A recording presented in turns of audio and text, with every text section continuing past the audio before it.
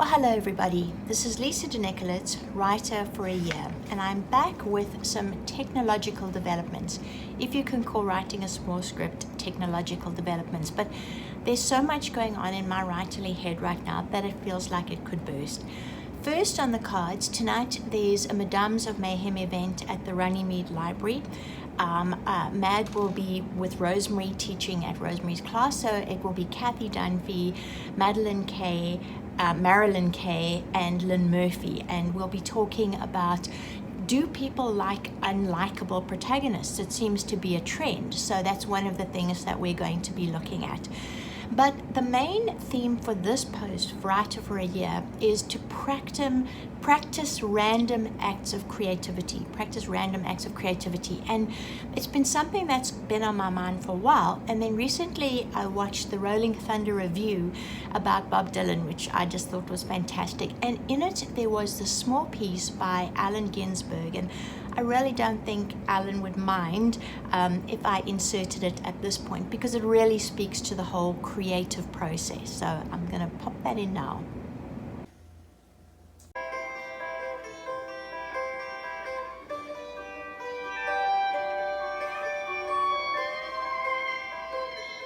You who saw it all, or saw flashes and fragments, take from us some example, try and get yourselves together, clean up your act, find your community, pick up on some kind of redemption of your own consciousness, become more mindful of your own friends, your own work, your own proper meditation, your own proper art, your own beauty. Go out and make it for your own eternity.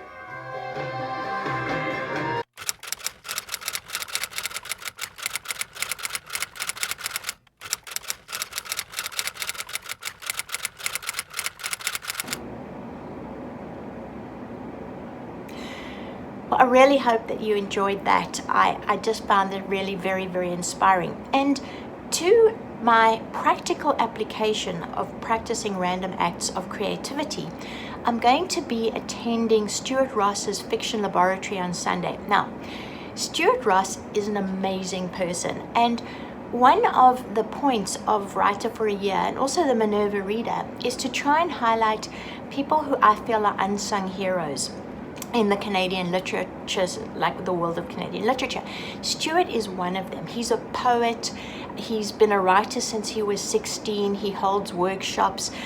His work is so marvelously original and creative. So when I was on a bus in 2003, I met up with Michael Fraser and we got chatting about nothing much. I was like, I'm trying to become a writer. What should I do?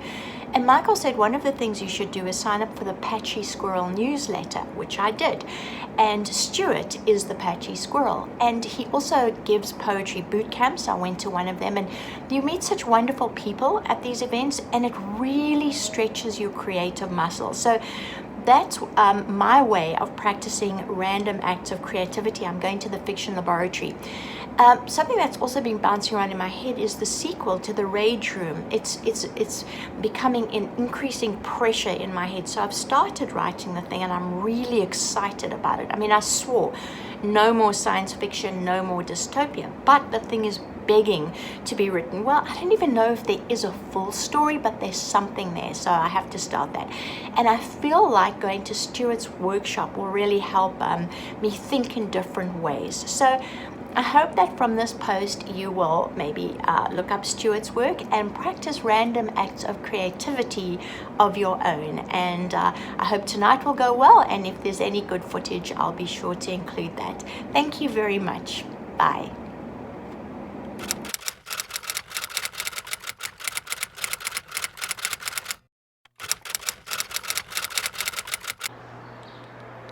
Well, hello everybody. This is Lisa DeNicolitz, obviously, and that was a fantastic evening. We had a really engaged group to the point where we went over by nearly 3/4 of an hour. We were having such an animated, engaged discussion, and it really tied into the practicing random acts of creativity, and it was a very uplifting, wonderful evening. Thank you.